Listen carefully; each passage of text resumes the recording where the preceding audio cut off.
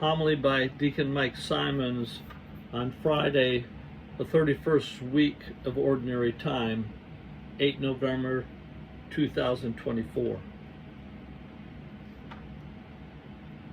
In the Gospel today, we hear the parable of the dishonest steward, which is probably one of the most confusing stories Jesus ever told, because it almost seems like he's praising a crooked business manager's deception and thievery. But that's not what Jesus is doing, because the nature of loans and stewardship in the ancient world was much different than it is now. For example, when I was working in the business world years ago, there was a technician that came to my office to work on my computer, and halfway through she suddenly got locked out of her network administrator's account. She attempted to get access again without success, so she headed back to her office to try to figure out the problem. But when she arrived, a company representative informed her that she had been terminated due to her failure to follow network security procedures. Then they confiscated her keys, her employee ID, and network access card before they escorted her out of the building without ever giving her an opportunity to defend her alleged violations. But in the case of the parable today, the master lets the steward know that he's about to be fired, then tells him to conduct his own audit of the books before leaving the job. Which seems weird, right? Well, in those days, stewards back then, they lived off of commission. And this guy's firing was probably a result of him trying to maximize his profits by tacking on big commissions and obligating too much of his master's property to clients with risky credit, instead of using the produce to make more profit for the master. So when the steward calls the debtors in, and in the example of the one who owed 100 measures of olive oil that was reduced to 50 measures, the steward was probably not stealing, but instead he most assuredly was eliminating most, if not all, of his commission. In that, Jesus rightly calls the steward prudent and wise. Why? Because he chose to give up material things in favor of forming relationships that would last and benefit him in the long run. So what Jesus is really trying to teach us in this parable is that God has given each of us a tremendous amount of gifts that we have profited from, and in this world, because we have gotten our physical abilities to work, our brains to think with, our families and friends to support us, and so many other blessings that we have profited and made big commissions off of. But the big question today is, have we been using our master's property, i.e. our God-given gifts, to build up the master's kingdom or our own? Jesus gives us this parable to help us to see that it won't be long before our stewardship of God's property here on earth will come to an end, and he wants an account of our stewardship now.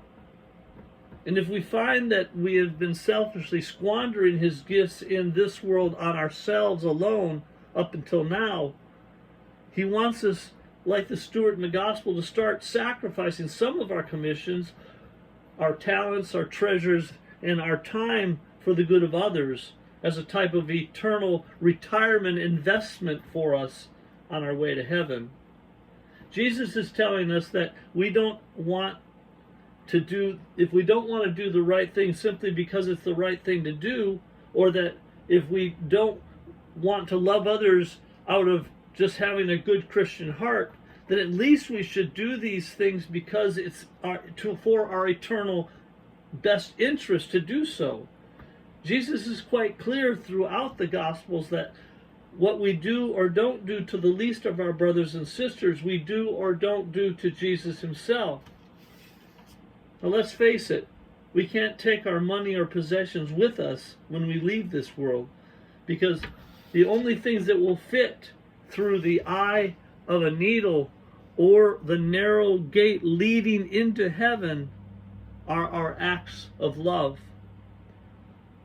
Then at the end of the gospel, Jesus gives us more to think about when he says, the children of this world are more prudent in dealing with their own generations than the children of light, which points to the fact that when business owners realize that certain practices or products is losing them money, they fix it or eliminate it right away. They know that in order for their business to survive, they must cut their losses and eliminate waste in order to make a profit, or they will end up bankrupt and losing their business. But for us Christians, we know how much serious unrepentant sin damages our relationship with God and propels us towards eternal bankruptcy. We still often refuse to seek and accept the free gift of grace through the sacraments to change our lives and get rid of it.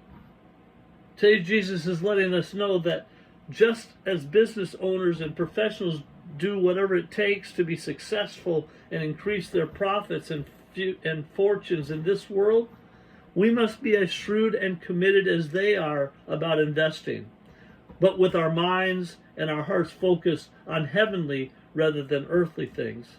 St. Paul tells us in our first reading that those who use their God-given gifts for themselves alone make themselves enemies of the cross of Christ, because their stomachs are their God and their minds are occupied with only earthly things. But our citizenship is in heaven because of the cross of Christ. So we must conduct ourselves accordingly by faith, through prayer, the sacraments, and serving others in spiritual and corporal works of mercy. So this is what I want you to know and do today.